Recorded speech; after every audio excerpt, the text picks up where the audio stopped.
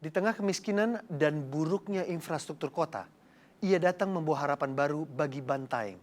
Di tangannya, kabupaten terkecil di Provinsi Sulawesi Selatan ini dibangun menjadi daerah yang patut diperhitungkan. Mengawali karir sebagai akademisi, pengusaha sukses ini banting setir. Nurdin maju sebagai calon bupati usai dilamar oleh 3.000 warganya. Siapakah sosok Nurdin Abdullah sebenarnya? Berikut penelusuran Fanimu untuk Anda.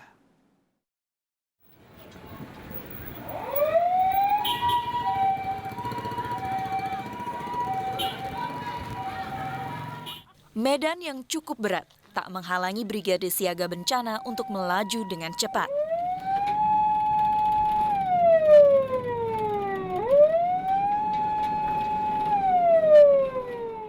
Warga menyebutnya UGD berjalan karena bisa melakukan tindakan pertolongan pertama pada korban. Terobosan layanan kesehatan ini dimiliki warga Kabupaten Bantaeng, Sulawesi Selatan. Di mana? Berapa bulan nih? 7. Ya. Dokter, ini kan harus sedia 24 jam ya. Berarti siap sedia ditelepon oleh warga dong? Ya. Di sini sistemnya BSB ini kita dibagi 3 shift. Kalau untuk dokter, 2 shift untuk perawat, 2 shift juga untuk driver. Jadi kita kalau dokter itu dibagi per 8 jam. Perawat 12 jam, supir juga 12 jam. Jadi memang tidak ada istilahnya jeda kosong, tidak ada pelayanan.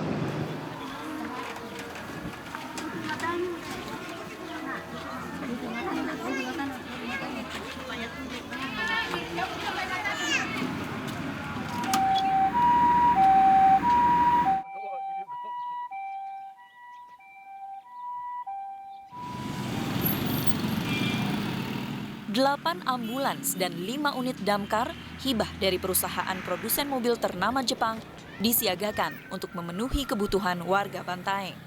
Warga di kabupaten yang luasnya hanya 0,8% dari Sulawesi Selatan, namun kian ramai diperbincangkan.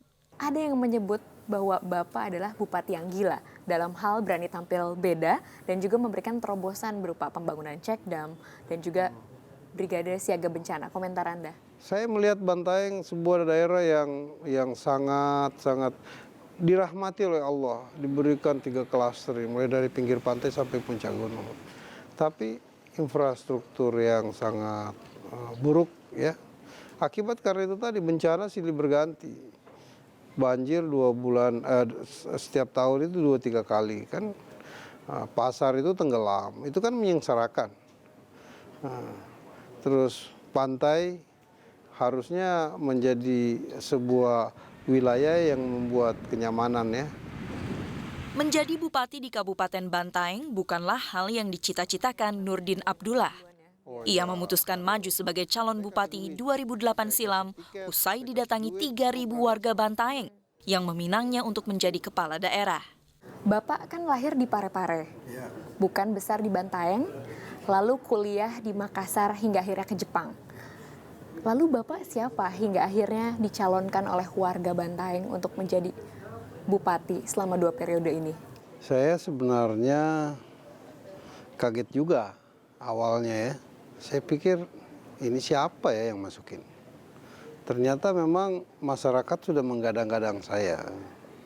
Itu sejak 5 tahun sebelum saya terpilih. Setiap pagi, Nurdin membuka sesi curhat dengan warga untuk bertukar cerita. Kate kayunya kayu apa? Biasa.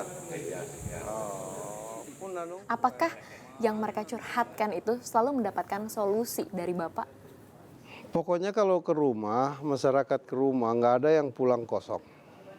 Ya, semuanya langsung kita tindak lanjuti. Seperti misalnya, mereka datang, anaknya harus bayar uang sekolah. Ya, sekolah di Makassar.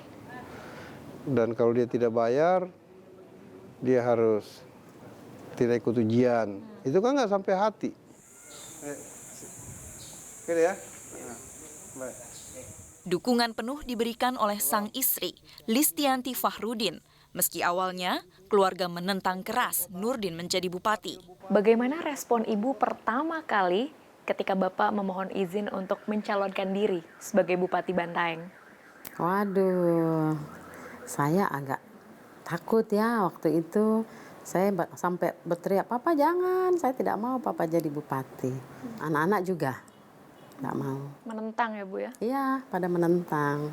Akhirnya Bapak bilang, "Iya deh mah, kita jangan, kasihan masyarakat Bantaeng. Kita ke sana lah jalan-jalan dulu, kita lihat."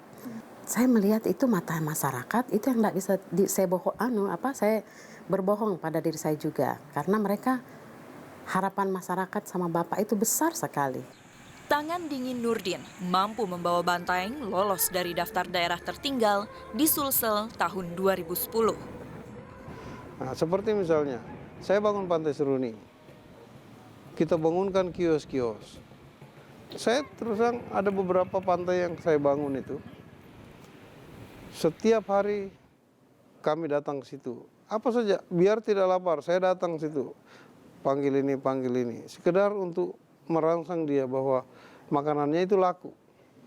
Dari omset 20.000 sehari, sekarang bisa 1,5 juta, 3 juta sehari. Coba, itu pun saya bebasin retribusi. Sekarang mereka udah ngomong, "Pak, kok kita belum ditarik retribusi?" Sejumlah penghargaan lokal, nasional, dan internasional pun telah diraihnya, termasuk Kepala Daerah dengan Inovasi Terbaik versi Indonesia Government Award. Begitu banyak yang harus dibenahi di Bantaeng pada awalnya. Apa yang menjadi skala prioritas Bapak? Yang pertama adalah skala prioritas saya adalah ini bencana banjir setiap tahun. Itu skala prioritas. Berikutnya adalah bagaimana memperbaiki kehidupan ekonomi mereka. Ya, 74% masyarakat Bantaeng hidup di sektor pertanian. Ya, apa yang menyebabkan mereka miskin? Ya, itu tadi mereka menanam, dia harus nyari modal kan. Hadirkan bibit pada saat dibutuhkan, hadirkan pupuk pada saat dibutuhkan, air. Ya, tapi setelah saya ada program membangun bak-bak di mana-mana, akhirnya kan terinstalasi ke semua kebun-kebun. Pertanian memang salah satu bidang yang mendapatkan perhatian terbesar dari Nurdin. Sebagian petani bahkan didiklat secara khusus di Batu Malang dan Ciwidey, Jawa Barat untuk budidaya buah stroberi dan apel. Sebenarnya ini adalah salah satu usaha yang sesungguhnya tidak perlu marketing. Ada nggak yang tunda makan? Tidak ada kan? Meski demikian, belum semua petani merasakan manfaat inovasi Nurdin. Seperti yang dialami seorang petani bawang, Ibu Suri. Ibu, ini kan musim kemarau. Kekeringan nggak untuk bawang Ibu? Iya kekeringan, jadi turun hujan baru dia basah toh, tidak dikasih air. Begitu mi begini hasilnya toh, karena itu airnya ndak ada. Yang ditampung di bak-bak penampungan nggak nyampe sini? Ndak nyampe. Kalau nggak dapat hujan ngambil airnya di mana berarti? Naik motor pergi ambil di mana itu ada di situ ambil, begitu saja. Di gunung? Iya, begitu. Mana? Sini kita duduk sebentar ya, ngobrol-ngobrol. Untuk mengatasi ketidakmerataan seperti itu, Nurdin gemar mendatangi rumah warga secara tiba-tiba. Tolong saya Pak yang percepat, Ki. Kita percepat dulu anunya nih. Bulan 12 ini ya, itu sudah dinikmati air sini ya? Oke. Itu jadi sumber berapa liter? Satu hal yang menarik, data BPS tahun 2013 menunjukkan penurunan angka perceraian yang signifikan di Bantaeng. Jadi ada korelasinya ya Pak? Itu besar. Coba kalau suami nggak ada kerja, istri nggak ada kerja, berantem terus kan. Sekarang di Bantaeng, berantem di rumah, jalan-jalan keluar, duduk-duduk di Pantai Seruni, pulang itu udah akur tuh. Karena lingkungannya yang membentuk dia menjadi akur. Kedekatan sosok Nurdin Abdullah kepada rakyatnya apakah tidak terkesan memanjakan rakyat? Membuat rakyat dikit-dikit mengadu kepada bupati, komentar Anda? Saya kira itu bisa ada benarnya untuk mendeteksi fakta realitas sesungguhnya. Dia bukan pemimpin yang ABS. Ya, dia butuh apa sih sebenarnya yang terjadi. Pengamat komunikasi politik Universitas Hasanuddin Makassar, Dr. Hasrullah, mengakui kerja keras Nurdin Abdullah dalam memajukan Bantaeng. Bila dilakukan penilaian dengan angka dari 10 sampai 100 tentang skala keberhasilan Nurdin Abdullah dalam memimpin Bantaeng, menurut Anda berapa skornya? Di A kalau dia, ya. Karena kenapa? Sampai sekarang hampir keresahan masyarakat tidak ada. Lalu apa saja pekerjaan rumah yang harus dibenahi Nurdin Abdullah di Bantaeng? Memang kami juga masih ada beberapa masyarakat daerah pesisir naik ke gunung itu memang masalah pendidikan. Ya, masalah kemiskinan masih ada. Rumah-rumah yang belum bagus itu masih ada. Saya kira harus fokus ke sana. Di tengah banyaknya tugas yang masih menanti, sang istri setia mendampingi. Ibu, ada yang berubah tidak dari sosok ibu mengenal Bapak mungkin 27 tahun yang lalu dengan sekarang setelah menjadi bupati? Kalau yang berubah sih, iya. Sekarang setelah jadi bupati itu waktunya ya, lebih banyak memang. Karena Bapak memang dasarnya pekerja. Jadi kadang suka lupa waktu, ibu masih harus cerewetin ya Bu? Betul, iya. Kalaupun di rumah, SKPD masih pada ada jam 10 lewat, saya yang langsung bilang, minta maaf Pak, pulang dulu ya karena Bapak mau istirahat. Oh iya ya Bu, gitu. Nurdin Abdullah memang seakan tak mengenal lelah. Dengan berbagai prestasi yang telah dicapai, ia belum mau berpuas diri di periode jabatannya yang kedua. Kini, Bantaeng tengah bersolek agar tidak lagi menjadi tempat transit, melainkan menjadi destinasi kunjungan wisata yang patut diperhitungkan di Indonesia. Ada bukan mitos ya, tapi image orang Sulsel itu kalau cerita Jeneponto, Bantaeng ke atas tuh, itu selalu identik dengan kemiskinan, identik dengan keterbelakangan, ya. Tapi setelah Bantaeng menggeliat, sekarang kan orang tertuju ke Bantaeng, matanya tertuju ke Bantaeng. Dulu Bantaeng menjadi daerah perlintasan, ya. Sekarang menjadi destinasi, ya. Orang mau wisata, oh Pantai Marina Bantaeng. Dan yang terpenting, ia yakin dirinya telah mematok standar yang sepatutnya dimiliki oleh seorang pemimpin daerah. Bupati yang akan datang itu harus high grade.